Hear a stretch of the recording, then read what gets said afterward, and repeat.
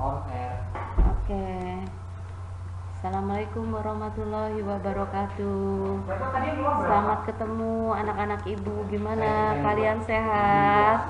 Mudah-mudahan kalian sehat semua ya. Alhamdulillah. Kalian di kelas ini kamu ketemu ibu lagi. Ibu menjadi wali kelas kalian. Ya. Sebentar ya. Pak Narto. Sebentar ya. Pak Narto, ini kalau mau di slide-nya di pinggir semua gimana? Mau ditampilkan di pinggir semua? Pinggir semua gimana? Sebentar. Ya bener dong Pak Narto. Satu nih, satu. Sebentar ya. Dua. Ibu ini dulu. Ya. Biar aku bisa kebaca semua. Di pinggir gimana? Ini semuanya soal materinya aku. Ini kan masing-masing nih. Oh, ya aku mendingan gini aja deh. Udah gini aja deh. Oke. Gini aja. Ini biar aku bisa kebaca, ininya bisa ngecicil gitu.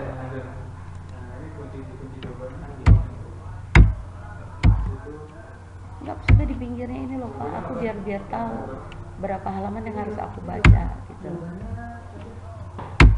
Oh, berapa halaman? Escape aja. Oh ya udah gini aja. Aku butuh ini aja.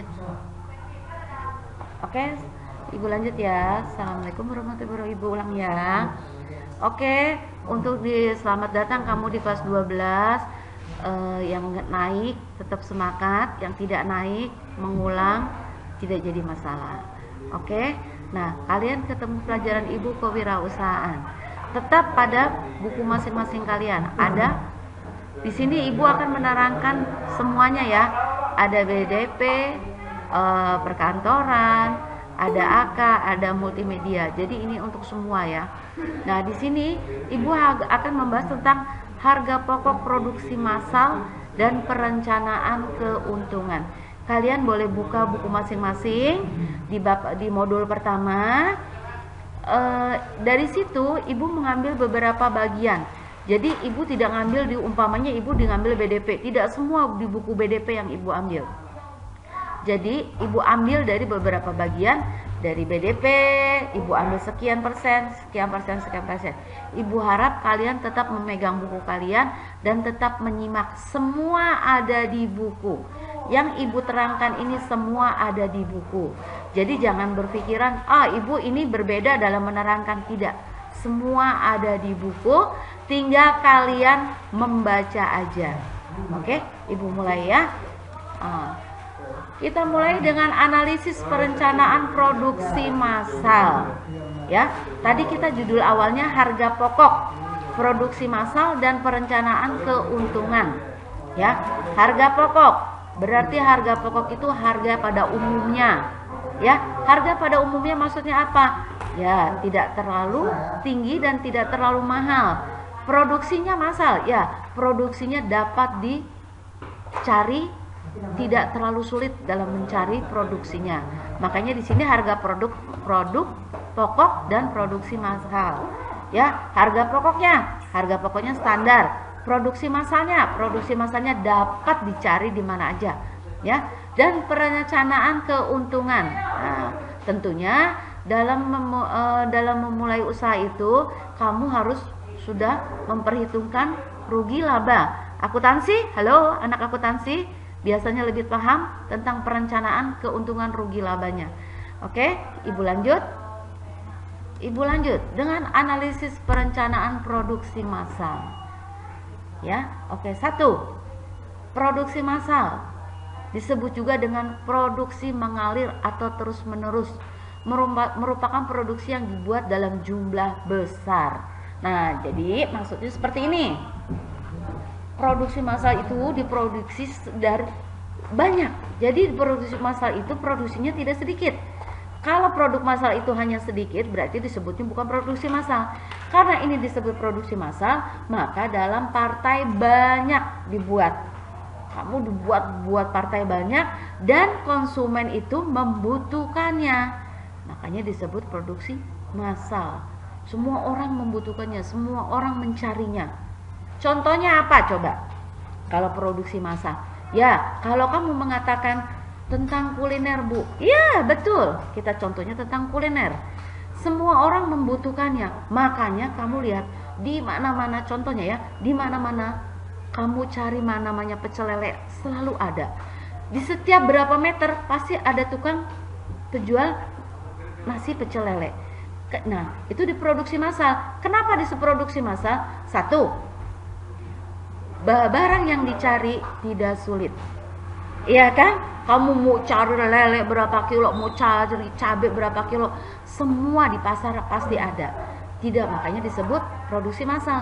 Barangnya tidak sulit untuk kamu dapatkan. Ya. Dan kedua, dalam penjualan itu kamu tidak perlu seperti orang contohnya kayak di Ramayana. Kalau di Ramayana kamu membuat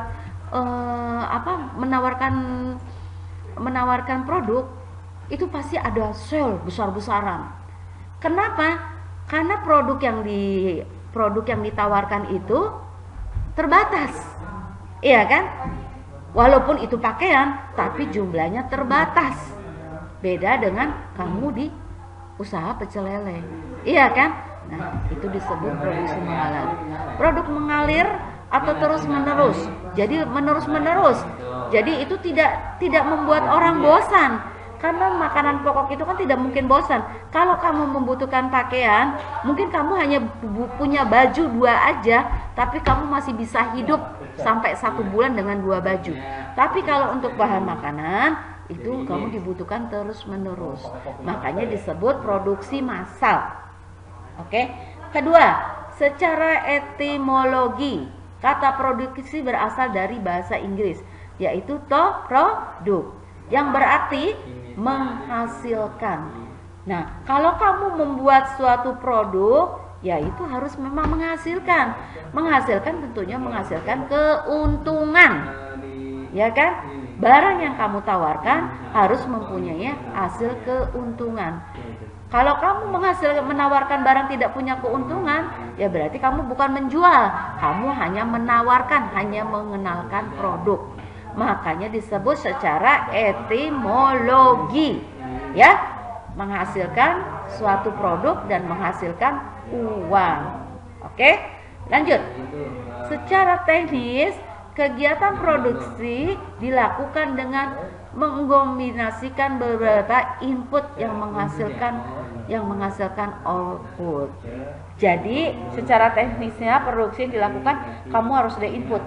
Input itu masukan.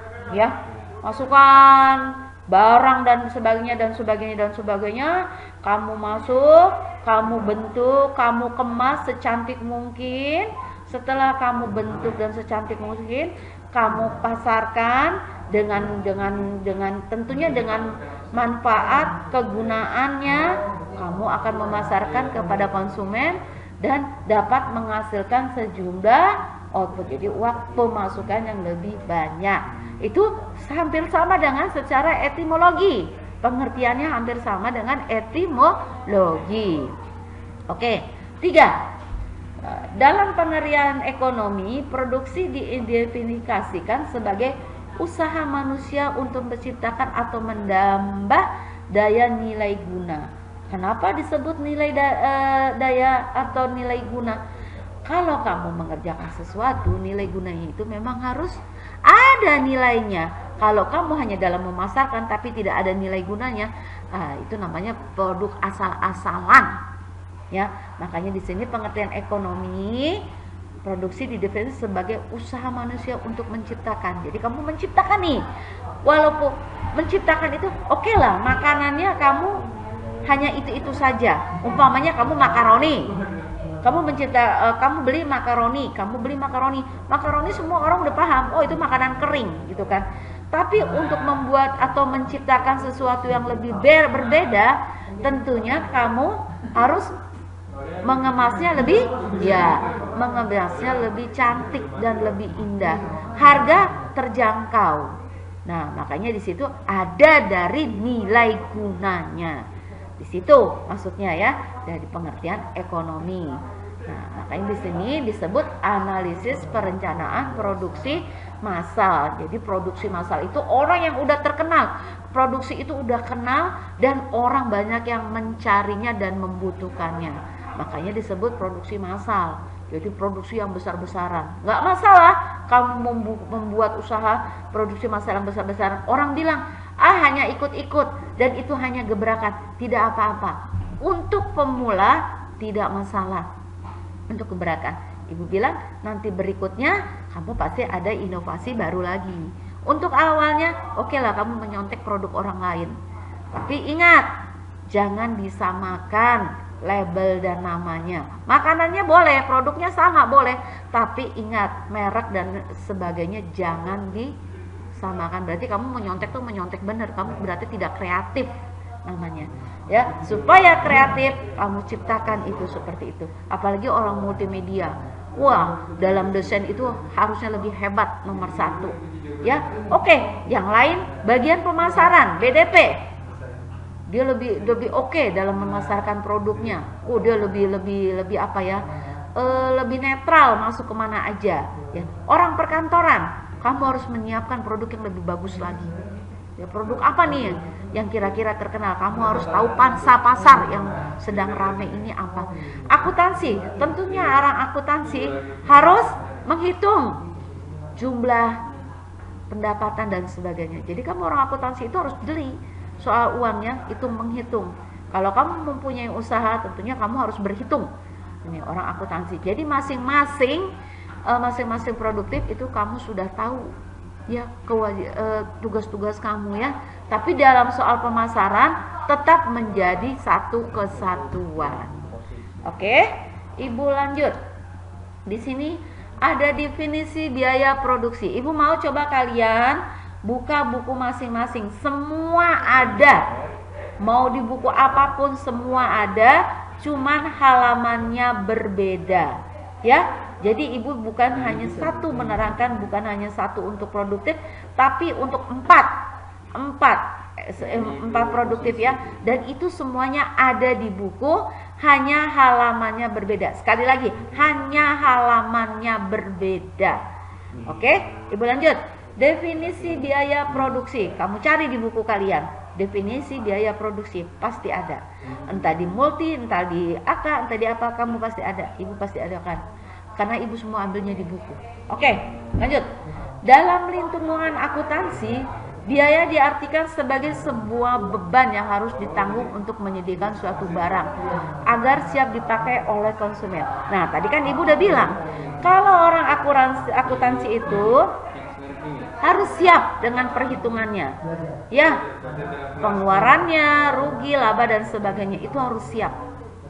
Ya, jadi dalam lingkungan akuntansi dia diartikan sebagai semua biaya-biaya harus bisa mengkalkulasikan. Tentunya kamu harus berhubungan dengan yang lainnya.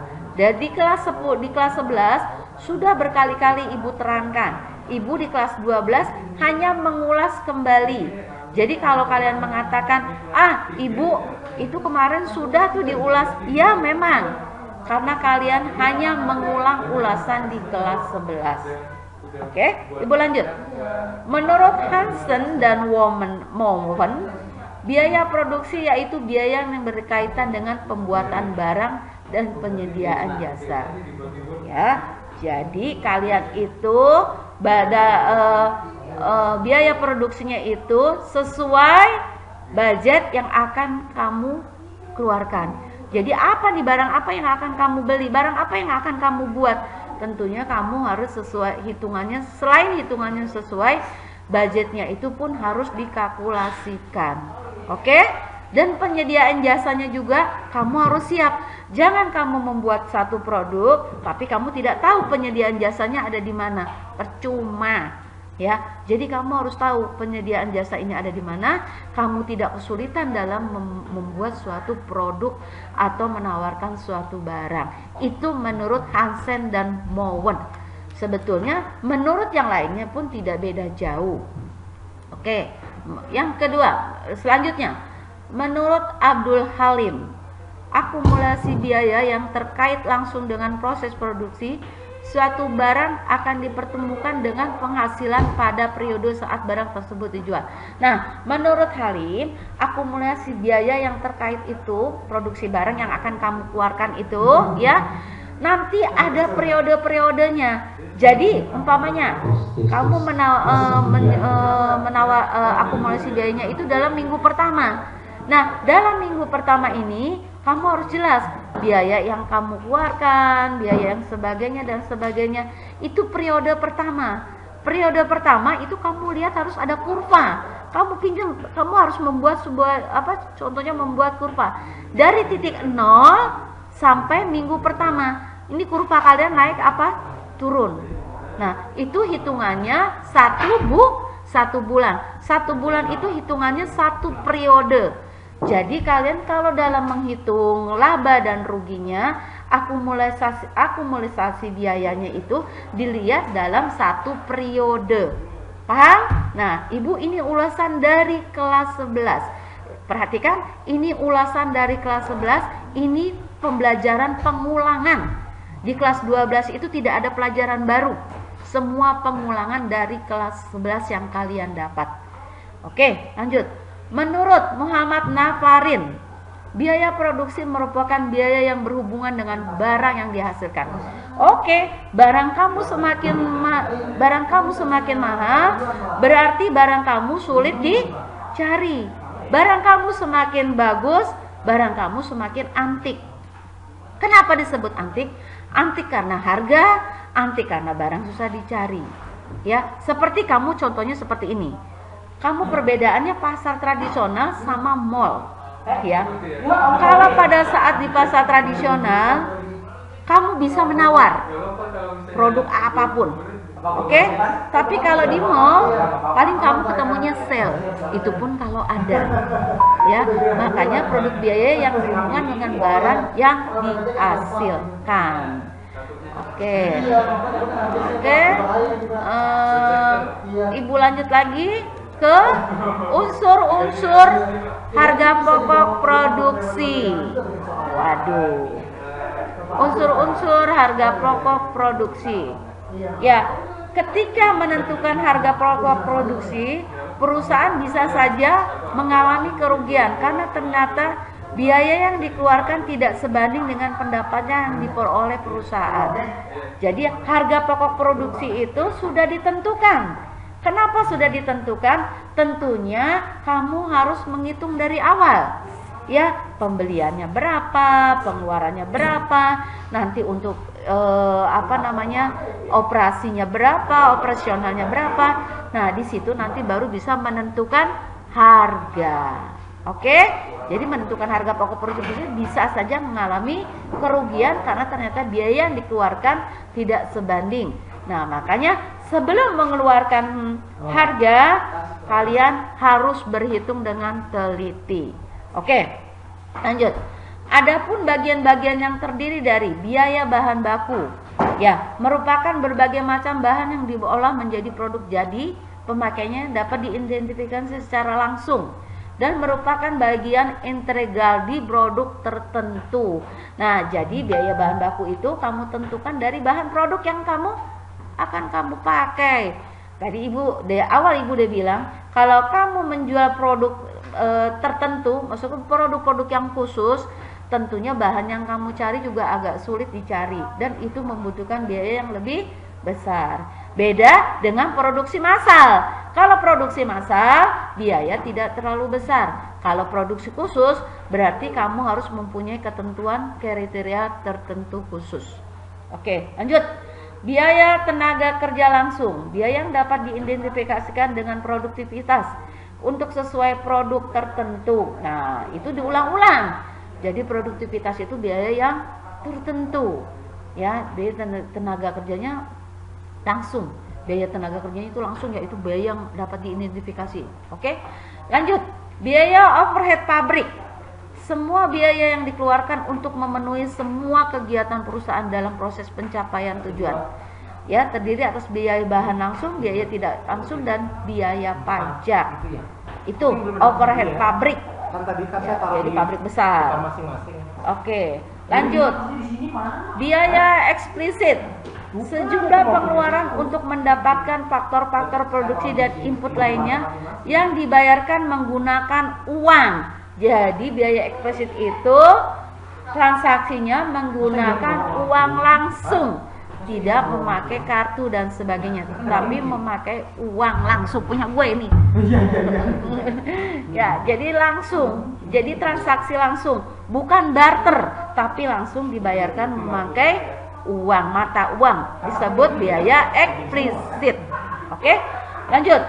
Biaya implisit, biaya yang tidak secara langsung terlihat. Misalnya biaya penyusutan barang modal, gitu ya. Penyusutan barang modal, barang yang tidak kelihatan. Jadi biaya yang tidak kelihatan, maka mengalami biaya implisit. Oke. Nah, ini Ibu satu bahasan lagi. Oke. Komponen penentuan HPP. HPP itu apa sih, Bu? Harga pokok produksi perusahaan dagang. Ya, harga pokok produksi. Jadi komponen penentuan HPP, harga pokok perusahaan dagang. A. Persediaan awal barang dagang merupakan persediaan barang yang tersedia di awal periode atau tahun buku berjalan. Nah, buku berjalan maksudnya apa? Buku harian. Itu buku berjalan harian, ya kan? Itu buku berjalan. Jadi setiap ada transaksi itu harus ada masukan di buku harian, disebut buku berjalan. Nah, itu ada periodenya. Periodenya apa? Ya Ibu yang tadi dari awal. Periodenya itu ada per minggu, ada per 2 minggu, ada per bulan. Nah, itu periode. Satu periode itu biasanya satu bulan. Di situ kita akan lihat berapa jumlah keuntungan kita, berapa modal kita dan sebagainya. Di situ di akhir bulan.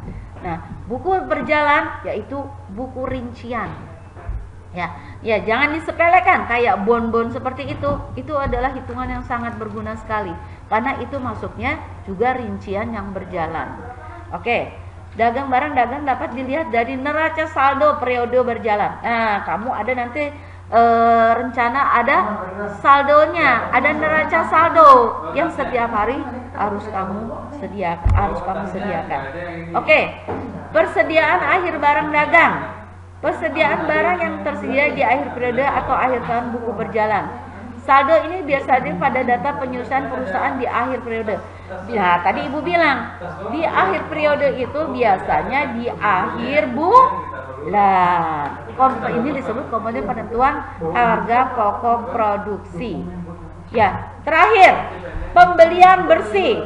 Seluruh pembelian barang dagang yang dilakukan perusahaan, baik pembelian secara tunai ataupun kredit. Nah, itu dimasukkan ke pembelian bersih. Ya, keuntungan kalian dalam bertransaksi, keuntungan kalian dalam berdagang, di situ ada dilihat dari struktur pembelian. Jadi kamu kalau beli kan pasti ada struktur penerimaan pembayaran. Di situ nanti akan dicek. Oke? Ibu cukupkan sampai sini. Jadi untuk mengingat kalian, hari ini kamu modul pertama tentang harga produk, harga pokok produksi massal dan perencanaan keuntungan. Ini dari 4 komponen ya. Jadi dari multimedia, BDP dan sebagainya ini menjadi satu. Kedua, penjelasan tentang analisis perencanaan produksi massal. Jadi kamu analisis perencanaan produksi massal. Yang ketiga, definisi biaya produksi yang tadi Ibu terangkan. Oke? Yang keempat, unsur harga pokok produksi. Oke? Yang empat, harga pokok produksi, semua biaya langsung dan tidak langsung yang dikeluarkan harga produksi memudahkan perusahaan. Oke, komponen harga pokok produksi perusahaan dagang. Ada tas yang kelewat. Oke, setelah itu Ibu sampai cukupkan sampai di sini. Ibu ucapkan Assalamualaikum warahmatullahi wabarakatuh.